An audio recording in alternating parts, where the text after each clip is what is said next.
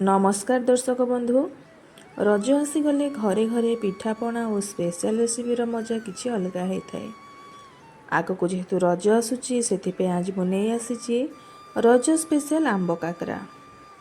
बाहर क्रिस्पी भीतर soft नड़ियार stuffing एवं आंबर मीठा स्वाद भरी ट्रेडिशनल स्वीट खाइले समस्ते बहुत पसंद करेंगे। खूब कम सामग्री एवं सहज पद्धति घरे बनई पारे। आपण मैंने तो आगर बहुत प्रकार काकरा खाई, सुजी काकरा, चाउलर काकरा, किंतु आमे आज किसी यूनिक बनैबा। आउ आंबर सीजन चली, बहुत प्रकार मीठा मीठा आंब मार्केट रे अवेलेबल हो जाउछि। तो चलतु आज स्टार्ट करिबा। तेणु भिडियोटी को शेष पर्यंत देखंतु और रज पाई निश्चय ट्राए करंतु। इबे आमे स्टार्ट करिबा हे रेसिपी। सेति पय देखंतु एठी मो किछि मीठा आंब नै जाइछि। आपण मैंने ट्राई करेंगे जो आंब टी अधिका जूसी थी और अधिका पल्प बाहर से प्रकार आंब ने, अधिका चेरुआ आंब नेबेनी। ये देखो मो बैगन पड़ आंब नहीं जाइए। यार चोपा को आम छड़े नवा, तापर यार पल्प गुड़ाक एमती बाहर करनेबा। तापर आम गोटे मिक्सी जार नहीं कि यार गोटे फाइन प्यूरी बनैबा। ये देखो टोटाल मु दुईटी आंब नहीं। आपण मैंने जिते क्वांटिटी काकरा बनइबे से हिसाब से आंबर यूज करेंगे।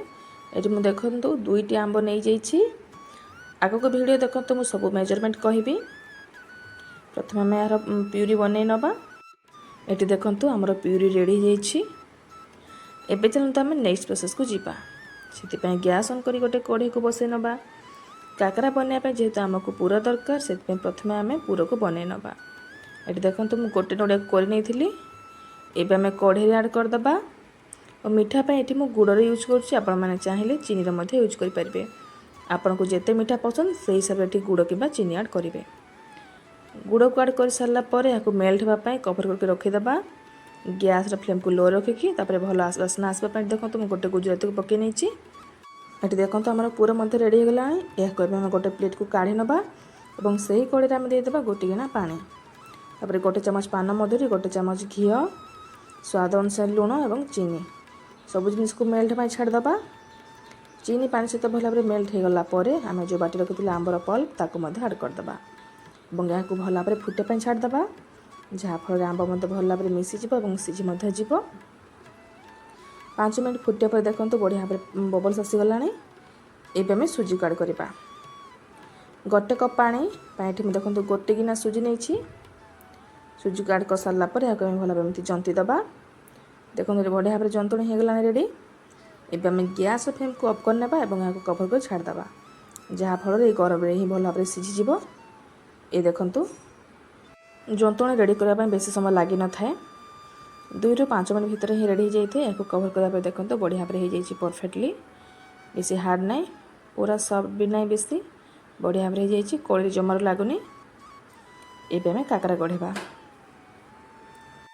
से चलते आम गोटे बेलना पीढ़ा नहीं जावा। ये किसी तेल को लगे नवा जहाँफल तले लगभग कि हाथ में लगभग। तापर ये जंतुड़ी को काढ़ी नवा और यहाँ गरम गरम चकटिवा। आपण मैंने देखी चकटिवे कारण बहुत गरम अच्छी हाथ में लगे। ये देखो आम डो रेडी होगा पूरा सफ्ट होगी। आम एमती काकरा बनाती सेम प्रोसेस आम छोटे छोटे बल गुड़ाक नहीं जावा और भल भाव या गोल करके आम एमती कटर सेप देदेबा। तापर पूरा गुड़ाक ये टिपिंग करके आपको पुणी आम सेंटर को होल्ड करदबा। आप भल भाव सील करेंगे ना छाणला समय यार क्रैक आसीज। एमती देकी पूरा या भल सील करके पुणी आम गोल बनई नवा। आप जमती सेप चाहिए दे पारे। ये मुझे नॉर्मल गोल गोल बनई नहीं देखा सुंदर लगे बोली। ये देखो मोर गोटे काकरा रेडी होगा। एमती आम सेम प्रोसेस सब काकरा गुड़ाक बनई नवा। देखो केते सुंदर देखा जाउची, कलर मते केते बढ़िया लगुची। ये देखो मो सब काकरा गुड़ाक गढ़ी नहीं। एबे चलते यहाँ को फ्राए करवा। से गैस ऑन कर कढ़ई को बसई नवा और तेल को भल भाव गरम करने। काकरा छाणा जब परफेक्ट काकरा छाणा चाहते ताहले तेल को भल भाव गरम हाँपी देवे। जदि कम गरम थी समय छाणीदेवे काकरा गुड़ाक क्रैक आसीज आ सुंदर देखाଯିबनी। तेल भल भाव गरम हो गलापर आम गोटे गोटे काकरा को ऐड करदबा। सांगे सांगे खड़िया किसी लगेबेनी, तल आड़ फाटीज। टिके बबल्स आसो देखिए। जो तेल भल भाव गरम हो एमती बबल्स आसो। बबल आसवा टिके कम हो गला आपने खड़िका लगेबे। तापर दुई साइड को अल्ट पल्ट कर एमती बढ़िया भाव में गोल्डन कलर आसा पर्यंत छाणी नेबे। सेम प्रोसेस आम सब काकरा गुड़ाक छाणी नवा। ये देखो तुम गोटे पिठा बनई थी बढ़िया भाव में पूरा फुलुची केते बढ़िया भाव में देखंतु गोलगप्पा परिका। आपण मैंने एमती बिना पुर बनईकी एमती खाई पारे बहुत बढ़िया टेस्टी लगे। ये देखो तुम सब काकरा गुड़ा छाणी नहीं केते बढ़िया देखा जाउची। ये मुझे आपण भांगिकी देखा बाहर क्रिस्पी होती भीतर पूरा जूसी होती नड़ियार स्टफिंग भरपूर होकी अच्छी किसी झंझट ना। सेम प्रोसेस आपण मैंने काकरा जमी बनाती सेमती ही बना हो केवल ये एक्सट्रा आंबर प्यूरी ऐड हो एक्सट्रा किसी गोटे यूनिक टेस्ट बाहर। आपण तो सब गोटे प्रकार काकरा खाऊँ चावल काकरा कि सुजी काकरा तो ये तो आंबर सीजन चलती आपण मैंने ये रजर यहाँ निश्चय ट्राए करूँ और केमती लगला मत कमेंट माध्यम निश्चय जनातु। धन्यवाद।